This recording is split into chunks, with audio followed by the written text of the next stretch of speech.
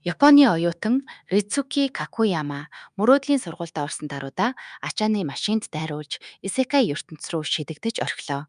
Гэтэл манай хүн баян чинэлэг язгууртны герт биш, харин ч нэг ядуу тариачныг дахин төрхөн тэр. Тэр ачааны машин үнэхээр л энэ залууд үс сансан бололтой. Гэр бүлэнч бүтэхгүй хүмүүс байх бөгөөд Аз төрхтэй хар үстэйг нь энэ ертөнцид хачин гэж үзэн бүгд түүнийг дээрлэх нь. Азар системийн мэдээлэл гарч ирж түүнтэй мэндэлснээр арай гэж амьдрал нь дээшлэх шинж орж ялалт байгуулах нь гэж горьцтол систем түүнийг шууд л арчаагүй азгүй амтан гэж дуудаад гол горьдлогыг нь тасалчихна.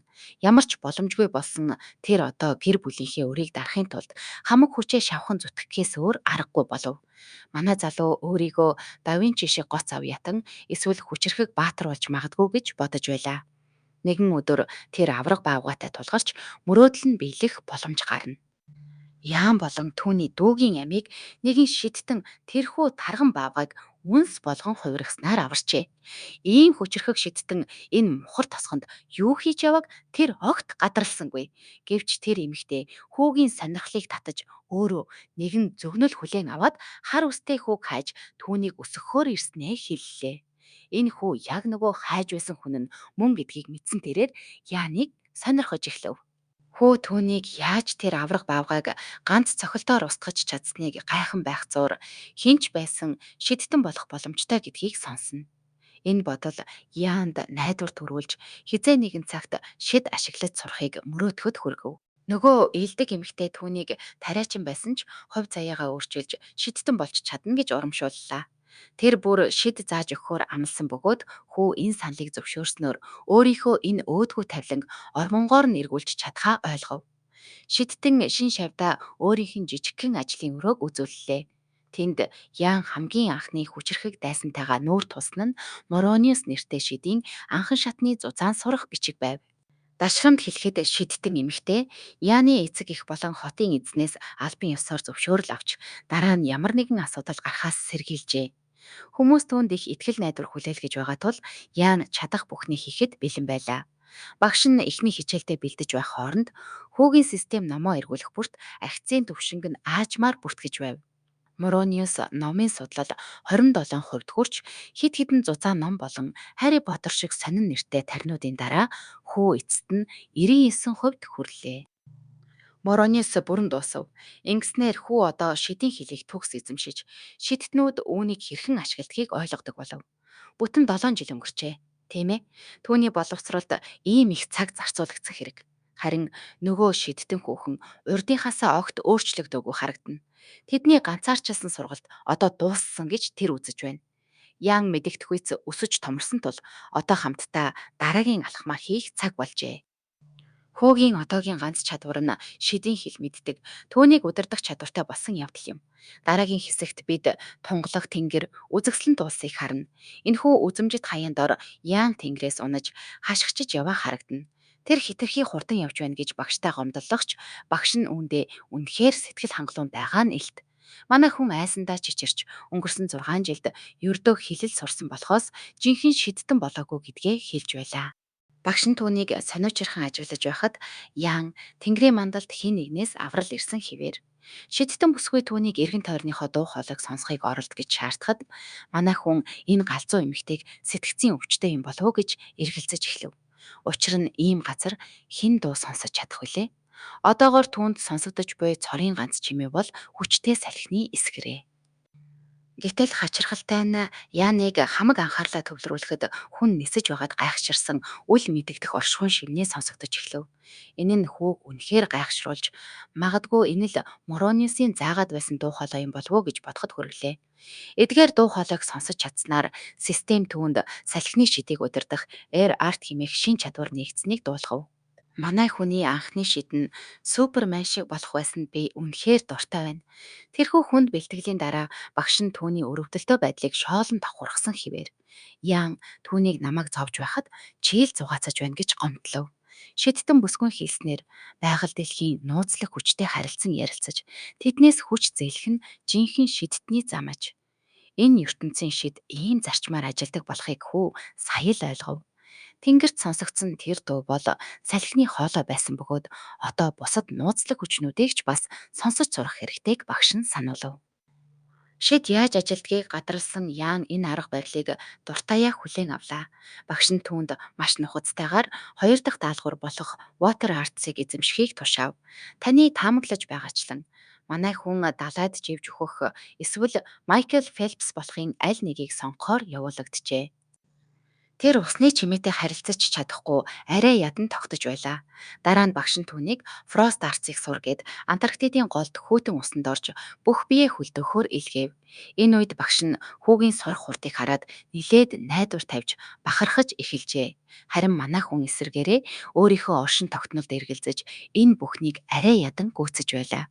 Сэтгэл хөдлөлөө барьж дийлэлгүй нөгөө галзуу шидтэн хүүхэн хурууга нисалж Яны өмнө тамийн галыг асааж орхилоо. Саяхан хөлдөж өгөх шахсан манай хүн одоо шатаж дуусгана гэдгээ шууд ойлгов. Тэр багшаасаа өршөөл эрен гуйсан ч үргэлж байдаг шигэ галын дүлний чимээ залуу хүний сонирхлыг татаж эхлэв. Галын дүл хамгийн түрүүнд түүнийг баяр хөөртэйгээр шатааж болох уу гэж асууна. Манай хүн үнэхээр л болсон мах болох нь гэдгээ мэдэрч ямар хариу үйлдэл үзүүлснийг та төсөөлж байгаа байх. Дараагийн хэсэгт бид Яны Earth Arts-ын нууцыг тайлах ёстой агууд ирлээ. Энэ бол одоогоор сүүлчийн даалгавар. Газрын дуу хоолой үнэхээр тайван бөгөөд яг л угай багш шиг гүн ухааны зүйлс ярина. Манай хөөч учрыг нь олохгүй юу сонсчихсноо гайхаж магадгүй надад ойрт арцыг ойлгох чадвар дутаад байна уу гэж эргэлзэнэ. Тэр үнийг амрах дохио гэж андууран агуугаас гарах гэтэл систем гинэд урамшууллын оноо авсныг нь мэдгдлээ. Эдгээр оноо нь түүний шидийн ур чадварыг нэмэгдүүлэхэд туслана. Одоогоор 100 оноо ашиглах боломжтой байна. Энэ нь Яанд өөрийгөө энэ ертөнцийн луйварчин гэдгийг батлах шиг болов. Учир нь ийм зүйлийг зүгээр аавна гэж байхгүй шүү дээ. Мэдээж Earth Element дутагдaltaй байгаа тул тэр дэлгэц дээр дарж чадвараа ахиулахаар шийдэв. Түүнийг хуруугаараа заасан даруйд дэлгэц цэнхэр гэрлээр гялбана. Энэ мөчөд газрын дуу хоолой түүнд тушааж яг доор нь лав байгааг хэрэг болгоомжгүй байвал газар хөдөлж лав оргилж магадгүйг анхааруулв. Ян одоо тэр дуу хоолой юу хэлэх гээд байгааг ойлголоо. Түүний зорилго бол эндээс хурдхан шиг танилж багштай нууцлаг дуу хоолойг сонссноо батлах явдал юм. Эхлээд Ян галт тушааж замаа гэрэлтүүлэх гэрэл гаргав. Гэтэл энэ удаад өөр нэгэн дуу хоолой гэрлээс болж өвдөж байгаагаа хэлж ууртаагаар орилно. Ян түүнтэй ярилцахыг оролдож энэ бас газрын дуу хоолой юу гэж асуув. Гэвч энэ элемент тис өөр байлаа. Энэ бол түүний багшийн хэлж байсан элемент биш байв. Учир нь гэрлийг чин сэтгэлээсээ үзэн яддаг цорын ганц зүйл бол харанхуйн дуу хоолой юм. Энэхүү нууцлаг хүч яг л тийм байлаа. Ян үүнд ихэд цочирдов. Харин гадаа багш нь удахгүй болох галын шидэднүүдийн хуралд суух эсгээ шийдээд хуваараа харж зогсно. Шавь нь агуугаас яаран гарч ирэв. Багш нь Яанд эцэст нь амжилттай дуусгасанд баяр хүргэлээ. Харин хүү харанхуйн сүдэртэй холбоо тогтоосон тухайга баяртайгаар дуулгав. Энэ мэдээ шидтэн хүүхнийг гайхшруулж амийг нь ангаалгаж орхилоо. Учир нь тэр Яаныг харанхуй хүчтэй холбогдно гэж огт тооцоолоогүй байсан юм. Тийм өөдгөө нууцлаг хүчтэй үнэхээр харилцаж чадсан уу гэж тэр эргэлзэж чимээгүй болсон нь Яаныг түгшээв. Тэр хүүд хандан одоо уулнаас буух цаг болсныг хэллээ. Хүү дараагийн авдал явдал хаана байх бол гэж сониучрхан баяртай байв. Гэвч Яан багшийнхаа хэлснийг буруугаар ойлгосон бололтой. Учир нь багшийнхан санаа бүр өөр байлаа. Тэр одооноос эхлэн тэд албан ёсоор хоёр тийш болно гэдгээ зарлав. Тэр зүүн зүг рүү зааж Кронолик руу очиж цаг хугацааны шидтнүүдийн хуралд суухыг зөвлөв. Хэрв түүний тавилан ийм урлагт суралцах ёстой бол тэнд очиод чадвартай багштай таарах аз завшаан олдно гэв. Гинэтхэн л цаг хугацаатай холбоотой тис өөр зүйл сур гэсэнд манай хүн бүр мэл гайхаж хоцров. Түүний гайхсан царайг хараад багш нь баярлаж байлаа. Энэ хүү төрөлхийн нууцлаг зүйлсийг нээх онцгой авьяастай төрсөн бөгөөд багшийнхан зөн совин түүнийг цаг хугацааны хүчээгч эзэмшиж чадна гэж хэлж байна. Ингээд тэдний харилцаа өндөрлөв. Айлд 3 жилийн дараа Дранхаймд уулзахаа хэлээд явлаа. Дараагийн хэсэгт бид багшийнх нь хэлсэн тэр газартаа танилцсан. Энэ хот нилээд хөдөөний төрхтөөч хүмүүс нь их хөл хөдөлгөөнтэй аж. Яан багшийнхаа хэлсэн нөгөө хурлыг хайж байлаа. Түүнийг ийм газар руу явуулсан тэр эмэгтэйг үнэхээр тааварлахын аргагүй галзуу юм гэж бодсоор л явна. Олон хүн дундаас нэгэн ир аялал жуулчлалын хөтөч бололтой хүмүүсийг хойд зүг рүү хүргэж өгөхөөр хашгирч байв. Ян багшийнхаа хурал хойд зүгт болно гэж хэлснийг санав. Тэрээр завтаа байгаа дээрээ шууд л явхаар шийдлээ. Дараагийн хэсэгт хэсэг бүлэг хүмүүс буудлаж түүдэг гал тойрон сууж байна. Тэдний дунд Яанч бас харагдана. Тэрхүү хүмүүсийн нэг түрүүн түүнийг дуудсан ир бол худалдаачдын холбооны тэргүүн Лик байлаа. Лик хүүгээс хойд зүг рүү анх удаа явж байгаа юу гэж асуухад Яан ямар нэг ажил гарсан тул тийшээ явж байгаагаа батлав. Настай ир үүнийг сонсоод хүүг Dragon Mountain-ы талаар юу ч мэдэхгүй байгааг нь анзаарав. Яан гайхаж орхилоо. Учир нь тэр ууланд маш үзэсгэлэнтэй атлаа аюултай харлуунууд сүргээрээ байдаг аж. Тэдгээр луунуудаас хамгаална гэдэг амаргүй даваа. Лик хүүтэй дотн царайлж ядаж яаж тулалдах эсвэл зүгтхаа мэдхүү гэж асуув. Яанд энэ залуу нэг л таалагдахгүй байсан ч өөртөө тийм ч ихтэй биш байгаагаа хэллээ. Нөгөө илдэг царайлж байсан ир тэр дорой хувирч манай хүүг ашиггүй амтан гэж дуудаад мэрэгчил чинь юу юм бэ гэж асуув. Хүү нилээд ичимгүрэн өөрийгөө шидтэн гэдгээ хэллээ. Легид юу тохиолдсныг мэдэхгүй ч тэр цочирдсондоо чичирч хүүг эрхэм дээд шидтэн гэж дуудаж эхлэв. Тэдний яриаг сонсоод нэгэн охин хөрөө анхаарлаа хандууллаа. Нөмөрхтөө охин юу болоод байгааг харахаар эргэж харав. Бусад ирчүүд энэ жоохон хүүг шидтэн байна гэдэгт итгэж чадахгүй гайхширсаар л байлаа. Ян ерөөсөө учрыг нь олсонгүй.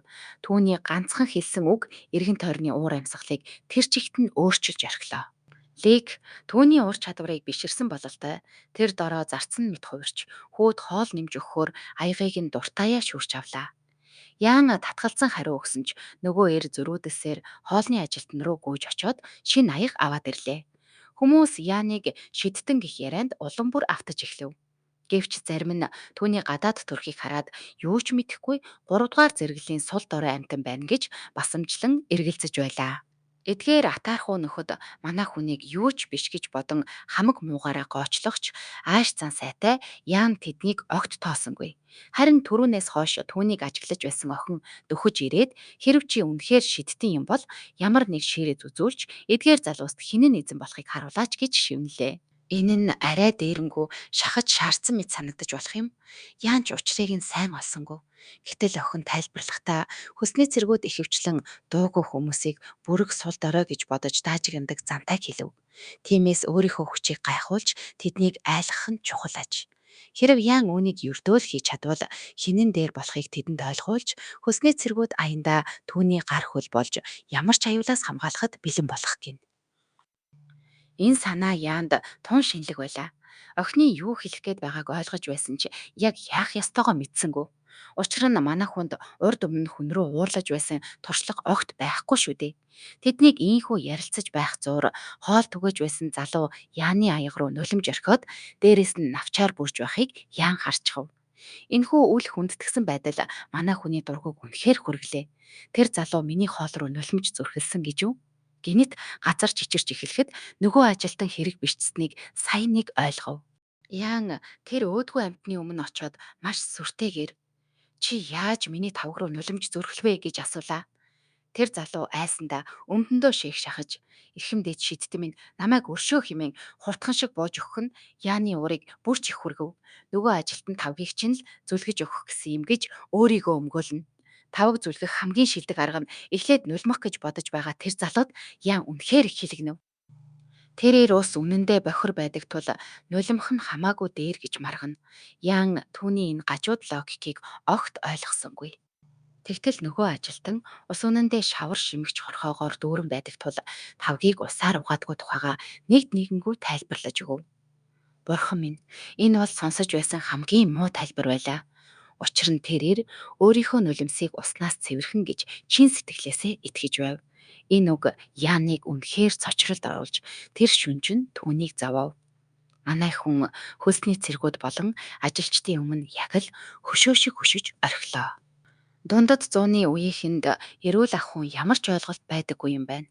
Цөхрөнгөө барсан яан хүйтэн өнгөөр тарин уншиж, ойролцоох түүдэг галаас дүрлзэх галыг гаргаж ирлээ. Тэрхүү дүл хүмүүсээс ч өндөр болон асч. Тэднийг айлгахаас гадна төрөний зөвлөгөө өгсөн охиныг ч гайхшруулв. Яан дээрэнгүү өнгөөр хурдхан шиг ус аваад ир гэж тушаагаад тэднийг заваан дундад зууны новшнууд хэмээн загнав. Хоёр эр юу буруу хийснээ ч ойлгож амжилгүй ус авахаар хамаг хурдаараа гүйтлээ. Дараагийн хэсэгт тайван шүн үргэлжилнэ. Бүгд унтаж амарсан бололтой. Гэвч хөлсний цэргүүд хайцсан нь мэддэхгүй байгаа Кэти охиныг хайж байлаа. Нэгэн тачаалтаа хөтлөгдсөн ир өөрийн 3 цагт Кэтиг ганцаараа өөрийн болгохыг хүсэн холоос түүнийг олж харав. Тэр ир Кэтиг өөр рүүгээ ирэх хэмээн дуудсан боловч охин үнэндээ ухаан алдсан байхыг анзаарлаа. Түүнийг хэсэг бүлэг дээрэмчид хулгайлсан байв. Хөсний цэргүүд дээрэмчид рүү орилсон ч тэдний нэгэн цээжиндээ суманд нэвт харвуулж өгөхөд тэдний эр зориг тэр дороо замхрав. Нөхрөө алдсан хөсний цэргүүд уурсан хилэгнэж тэдний өдөөс тулалдахаар бүр алхаар дайрав. Гэвч үл мэдэгдэх бүлгийн ахлагч тэднийг өчүүхэн шавж мэт үзнэ. Яг энэ үед Кэти сэрж нөгөө эрийн нуруунаас хамаг хүчээрээ хазаж эхэллээ. Гокугийн нууц хазах техникээр гараа тастуулахыг хүсээгүй тэрээр охиныг газар шитгэхээс өөр аргагүй болов. Кэти зүгтхийг оролдох зуур ахлагч нь хүмүүстэй түүнийг хурдан хөөж барихыг тушаав.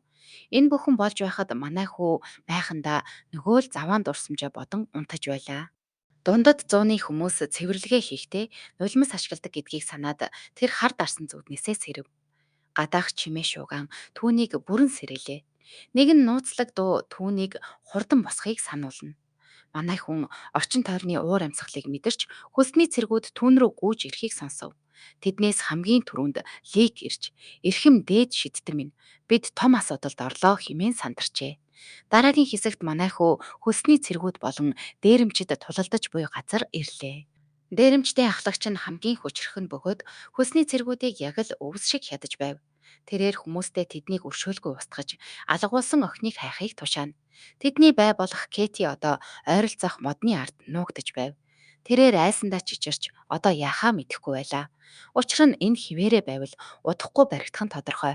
Түүнийг нуугдж байтал нэгэн эр байршлыг нийлрүүлж түүний хамгийн айж байсан зүйл биеллээ.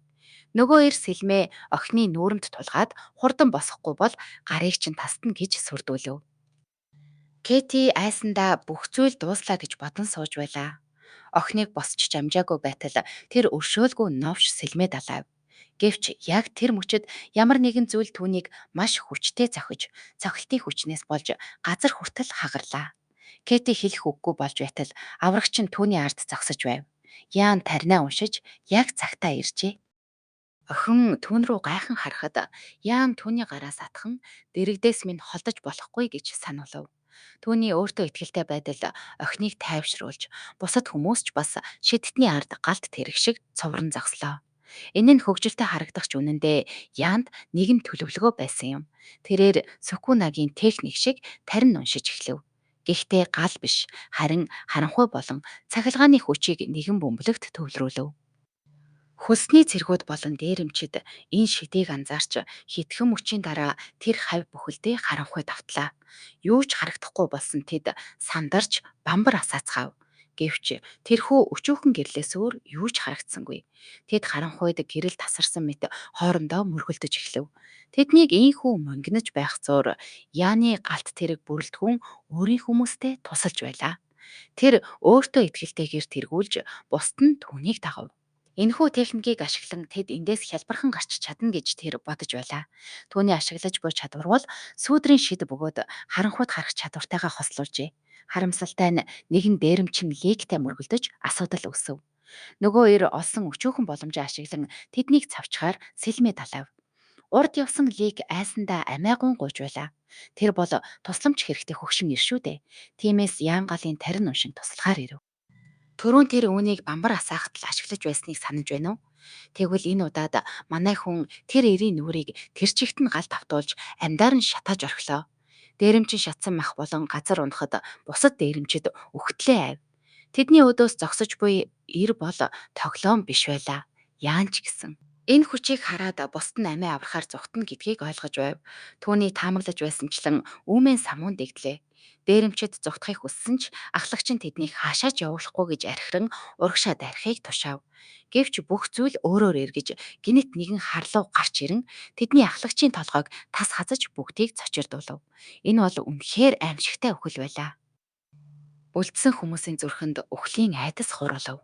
Гэвч энэ нь дуусаагүй байлаа. Манай хөөч бас айж байв. Учир нь энэ махан эдэжт аврах биет гарч ирснээр байдал улам хүндрэлээ. Тэрхүү сониуч аратан нэг нэгийн зажилж байхдаа бусад хүмүүс рүү тохуутайгаар ширтэнэ. Яг л эдшний бүлэг болсон магч мэт. Үлдсэн дээрэмчэд айсандаа зогтож, яны багийнханд ч айдас нүүрлэлээ. Лиг чичирсэн гараараа л ууруу зааж, шиттний анхаарлыг хандуулав. Манайхөө чадварлаг шидтэн ч гэлээ ийм хүчрхэг луутай тулгарч байсан туршлага байхгүй. Яан бүх зүйл сүйрэл рүү дөхөж байгааг ойлгов.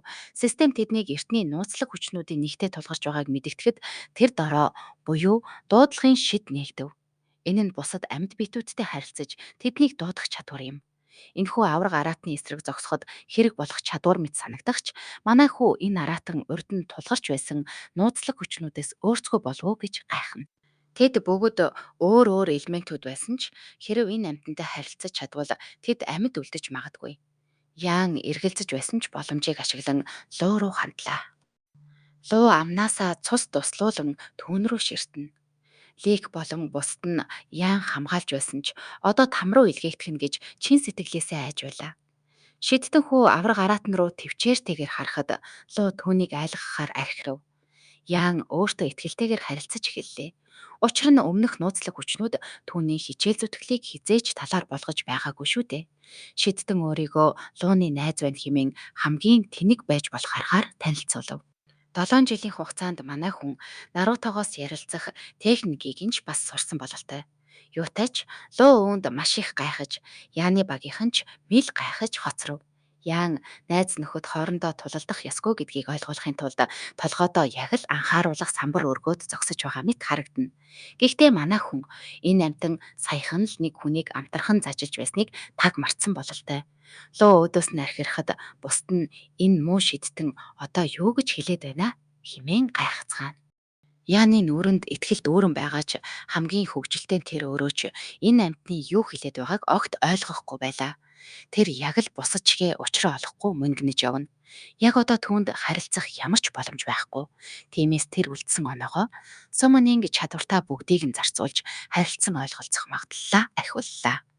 Оноогоо нэмсний дараа манай хүү эцэст нь лууны хэлийг ойлгодог болж түүнтэй ярилцах боломжтой болов.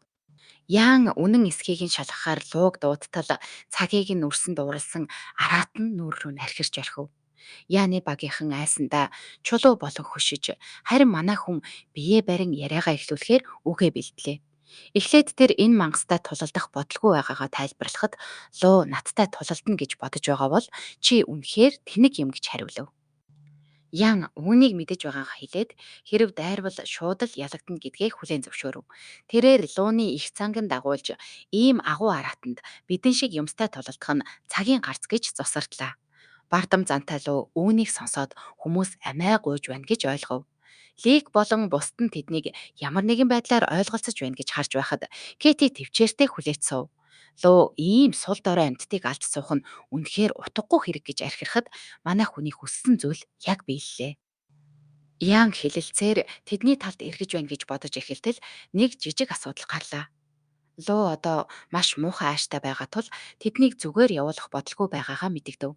Яаны багийнхан өвдөг сүгдэн амиа гуйж байхад манайхуу одоо яах вүлээ гэж тархиа гашилгана. Яан луг түүнд тонил гэж хэлж байна гэж ойлгоод шууд тулалдахаас өөр сонголтгүй боллоо гэж бодсон ч тулалдах гэдэг нь арай өөр утгатай байв. Шидтэн хүү маань гинэд сэтгэл зүйч болон хувирч луунаас яагаад ийм муухай ааштай байгааг нь асуулаа. Ууртай хിവэр байгаа араатан үүнийг хүнд хэлэх ямар ч шалтгаан алга гэж хашгирав. Гэвч Ян лууны сэтгэл санааг дээрдүүлэхэд туслахаар санал тавив.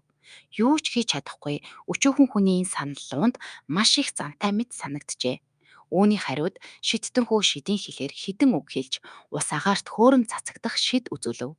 Энэ дүр зураг багийнханд төдийгүй луунд ч маш хачирхалтай харагдаж Ян өөрийгөө нууцлаг хүчээр хүрээлүүллээ. Гинтийн энэ шидийг харсан араатан хүүг сонирхож эхлэв.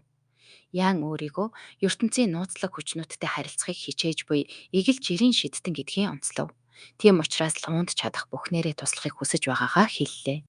Араатан дахин уурлаж хашгичихгүй байгааг харсан Яан өөрийгөө яг зөв замдаа орлоо гэж мэдрэв. Одоо л жинхэнэ хилэлцээр эхлэх гэж байна. Дараагийн хэсэгт шүн дунд болжээ. Лууны цус урсгах хүсэл замхарч тэр ярилцахад бэлэн болов. Манай хүү өөрийнхөө болон найз нөхдийнхөө үхлийг төрж болов хойшлуулж чадсандаа баяртай байлаа. Гэвч жинхэнэ асуудал нь лууны хүслийг биелүүлэх явдал юм. Луу бүх давуу талыг атгаж байгаа тул шидтэн хүү маань маш болгоомжтой байх хэрэгтэйг ойлгов. Гинт багшийнх нь хэлж байсан үг толгойд нь орж ирлээ. Харилцаж сурахгүйгээр шидээг эзэмших боломжгүй гэж тэр хэлж байсан юм. Нууцлаг хүчнүүдтэй холбоо тогтоох нь тийм ч учраас маш чухал аж. Нууцлаг хүч бүр өөрийн гэсэн ааш араншин мөн чанартай. Шидтэн хүний ажил бол тэрхүү мөн чанарыг нь таньж мэдэж ойлгох явдал юм. Өөрөөр хэлбэл, ян нийгмийн харилцаанд орох нь шидтэн хүний хувьд маш чухал чадвар гэдгийг сурч авлаа. Ийм амь насанд аюултай нөхцөлд тэр луг ууртай ааш насанд гаргаж чадах эсхээ шалгах алтан боломж гарч ирлээ. Зорилгодоо хүрэхийн тулд тэрээр чадварын цонхоо нэв. Систем түнд. Expert Summoning Management буюу дуудлагын мэрэгжлийн удирдлага хэмээх чадварыг үзүүллээ. Энэ нь яг одоо түүнд хэрэгтэй зүйл байв. Ер нь бол энэ хамгийн хурдан сонголт мэт санагдахч манай хүү лууг өндөр зэрэглэлийн дарсаар тайлах хэрэгтэй гэсэн зааврыг хараад маш их гайхав. Системийн тэмдэглэлийг унших тусам Яаны хөлс цовж байлаа. Учир нь дараагийн алхам нь нөгөө нууцлаг хүчнээ хамаг байдгаараа зусартаж магтан дуулах явдал байв. Товчхондоо системийн өгсөн хамгийн хэрэгтэй зөвлөгөө бол ердөө л согтууруулах ундаа ашиглаж Твиттерийн нөгөө долгиноор нөхдөөчийг болох явдал байлаа. Яан бууж өгөхөөс өөр аргагүй болов. Түүн шиг зожиг хүнд ийм даалгавар биелүүлэх нь боломжгүй зүйл мэт санагдах ч луу хүртэл энэ залуу юу хийх гээд байгааг гайхан харж байлаа. Манай хүү шийдэмгий байж араатны зүрх сэтгэлд хүрэх нь ахиц гаргах цорын ганц зам гэж үзв. Яан луунд хандан агуу араатанд зориулж нэгэн гайхалтай бэлэг бэлтснээ дуулгалаа. Бэлгийг сонирхсон луу хурдхан шиг аваад ирэхийг тушаав. Дараа нь Янг Лекийг дуудтал гинтийн тушаалд нөгөөх нь цочирдож орхив. Манай хүү энэ хөгшин зүнэгт яг одоо байгаа хамгийн хүчтэй дарсаа аваад ир гэж хэллээ. Төд удалгүй нөгөө ир хамгийн үнэтэй тансаг хайрцагтай дарсыг барьсаар ирж лууны өмнө тавилаа. Мангас энэ бэлгийн учрыг сайн ойлгосонгүй. Ян энэ мангасын талархахыг мэддэггүй. Бүдүүлэг занд дотроо маш их уурлаж байсан ч гадаадаа бол тайван байж энэ бол хүний ертөнцийн маш үнэтэй бэлэг гэж тайлбарлав. Араатанд том аяг дүүрэн дарс аягалж өглөө. Луу эхлээд үнэртэж үзээд маш хачин үнэртэйг нь гайхав. Тэгснээ гинт уурсан хашгирч чи намайг хуурч ямар нэгэн хорон арга хэрэглэх гэж байна уу гэж асуулаа. Яаны багийнхан өгтлээ айж байхад манай хүн хөзрийн нүүр гарган тайван байж ямар ч булхай байхгүй гэдгийг луунд амлав. Үгээ батлахын тулд манай хүн тэрхүү том аягтай дарсыг ганц амьсгаагаар ууж орхилоо. Багийнхан нь ч түүнийг ийм зүйл хийсэнд мэл гайхав. Яан зүгээр байгаа мэт хаашлагч дотроо тэр дарс ямар хүчтэйг мэдрээд шоконд орж байлаа. Луу дарсны үнэр тийм ч таатай биш байсан тул хамраа таглан дургуутсав. Гэвч шидтэн хүү үүнийг ганц л амталж үзвэл сэтгэл санаа нь дээрдэн гэж ятглаа. Тэрээр хилээ гарган дарсыг баг зэрэг амсаж үзв. Энэ хооронд Яны багийнхан сайн сайхан зүйл болоосой гэж залбирч байлаа. Гинт луу яг л жоохон охин шиг хачин аашилж эхлэв. Тэр ийм үр дүн гарна гэж огт санаагүй бололтой. Зэрлэг араатны хувьд амт нь тийм ч таатай биш байсан ч энэ ундаа нэг л донтуулам санагдаж байлаа. Зөв замаа олсноо мэдсэн Ян өөр нэгийг ч бас амсаж үзхийг санал болгов. Шүн өнгөрөхөд нөгөө араатан маань үхтлээ согтжээ. Тэр маш их дарсууж орхив. Луу маш хөгжилтэй ааштай болж дарсанд бүрэн донтжээ. Харин манай хүү 7 торох дарс уучгаад энэ новш яаж амьд байгаад байгааг гайхаж сув. Ян луу хоёр одоо шилдэг найзууд болж энэ араатан ямар их удаг болохыг хүү сая л мэдэрлээ. Уг нь манай хүн энэ том гөрвлийг унтаж байх хооронд зүгтгаар төлөвлөж байсан ч утахгүй бүтэхгүй нь тодорхой болов. Үүний оронд Яан өөрөө ч бас дарснаас ууж суутал согтуулуу гинэт Яаны асууж байсан яагаад муухай ааштай байсан тухайгаа ярьж эхлэв. Согтуулуу яг л уянгийн халилаар өвчсөн сургуулийн охин шиг уйлж нулимс туслууж ихэсэн нь манай хүүг гайхшруулв. Учир нь лууны үүр бусадтай харьцуулахад маш хэцүү, муу байрлалд байдагт тэр сэтгэл дундуур байжээ. Гэвч түүний хамтрагч охин нь тэнд амар амгаланг мэдэрдэг байсан бөгөөд одоо манай эрхэм найз охиноо бодон уйлж суух нь тэр. Энэ хооронд Ян энэ муухай луу хүртэл найз охинтой байхад би яагаад байхгүй байгаа юм бэ гэж гайхаж байлаа. Аратан зовлонгоо ярьж түүний хамтрагчийг бусд нь шоолж эхэлсэн тухай хэлв. Тэр үүнд өөрийгөө буруутгаж ууралсандаа найз охиноосоо салчихсан аж. Хамгийн хөвгчлөлт нь нөгөө хатуу ир архиран лиг болон бусдыг сэрэж дараа нь тэдний сүнсийг нь зайлуулж орхиод буцаагаад унтуулчихв. За яах вэ? Ян энэ мэдрэмжийг ойлгож байлаа. Лууч гэсэн яг л хүн шиг хайртай хүнээ алдсандаа шаналж байна. Яг энэ мөчөд түүний толгойд байдлыг дээрдүүлэх нэгэн төлөвлөгөө орж ирлээ. Тэрээр лууг дуудаж шидийн хүчээр нөгөөх муухай үрийг нь засаж өгч чадна гэдгээ тайлбарлав. Луу Яаны тусламжийг сонсоод маш их догдолж баярлсан ч манай хүн зүгээр өнгөрсөнгүй. Тэрээр хариуд нь нэгэн жижигхэн тус хүсв. Маргааш өглөө нь Яан босоод алхаж байтал Лик нөгөө л утгагүй хайр дурлалын зүүдэндээ төрчихсөн хэвтэж байлаа. Яан энэ зөнөг гэрийн толгойроо нь няслаад ч сэрэхгүй байгаад нь үнэхээр дургуутслээ. Тэрээр хурдан босохгүй бол хурууга тас няслан шүү хэмээн сүрдүүлв. Манай хүү тэр үед яг л Жожогийн дүр шиг маш сүртэй айт хатаг царай гаргаж байлаа. Түүний тэрхүү ширүүн харц Ликийг үхтэл найлгаж тэрээр хашгиран сэрэхэд бусд нь ч бас цочиж унлаа. Үнэн дээр лууг архихад тэд бүгд газар дээр ухаан алдчихсан тул Яам тэднийг тэрэг дээр ачиж ирсээр энд авчирсан юм.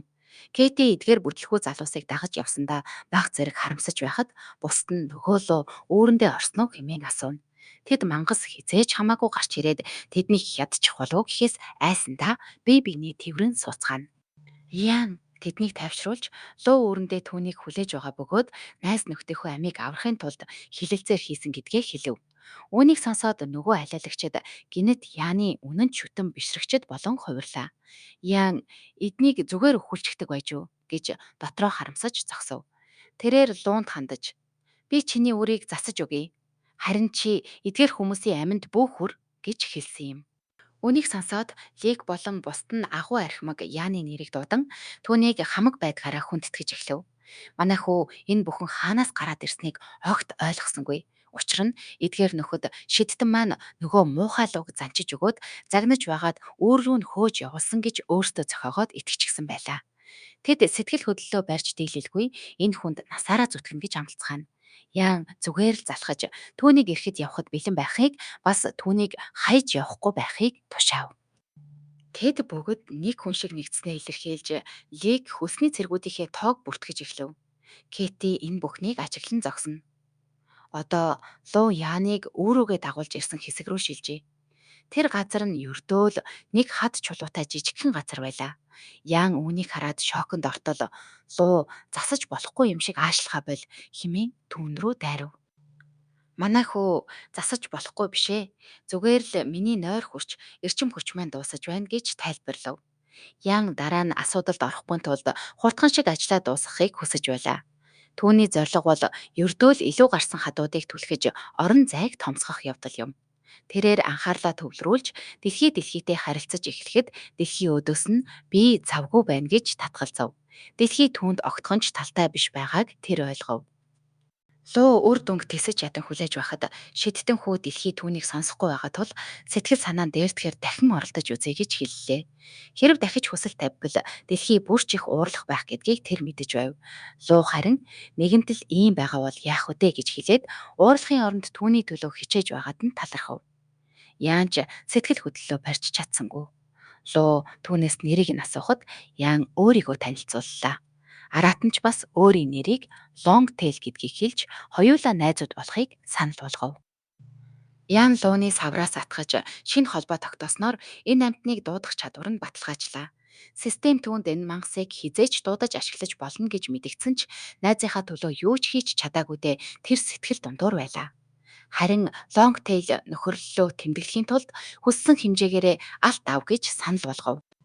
Энэ амьтанд тийм их эрдэнэс байгаа нь үнэхээр гайхалтай бөгөөд түүнийгээ нэг л хүнд өгөхөд бэлэн байгаа нь бүрч хачирхалтай байлаа. Яан эрдэнэсүүдийн нэгийг үзэж байхдаа хэрв дэлхий надад боломж олгосон бол бүх зүйл өөр байх байлаа гэж бодож байтал гинт түүний толгойд нэгэн санаа орж ирэв. Тэрээр Long Tail-аас шалан дээр юм зурж болох уу гэж асуухад луу гайхсан ч зөвшөөрөв. Удалгүй Ян ертөнцийг төвдөн тавьж маш гоёмсог шидийн тойрог зурлаа. Энэ бол багшийнхан зааж өгсөн шидийн тойрог ашиглан нууцлах хүчнүүдийг ятгах арга юм. Лонгтейл юу болохыг ойлгохгүй байсан ч Ян бүх зүйл зүгээр болно гэж амлав. Энэ удаад тэр дэлхий рүү дахин хандаж хадыг хөдөлгөж ханыг жигдэлхийг хүслээ. Шидийн тойрог дээрх эрдэнэс маш хүчтэй гэрэлтэж хан шидтний хүслийн дагуу хөдөлж эхлэв. Гэрэлд нүдэн гялбасан Лонгтейл нүдэ нийтэл түүний үүр үнэхээр гайхалтай урлагийн бүтээл болон хуурсан байлаа. Инх Санжай болормаагаас Shadow Slave веб новелыг ярьж өгч болох уу гэсэн хүсэлт ирсэн байна. Би өөрөө уншиж үзээд хэрвээ гоё санагдвал энэ сард эхний партийг нь оруулъя гэж бодож байна.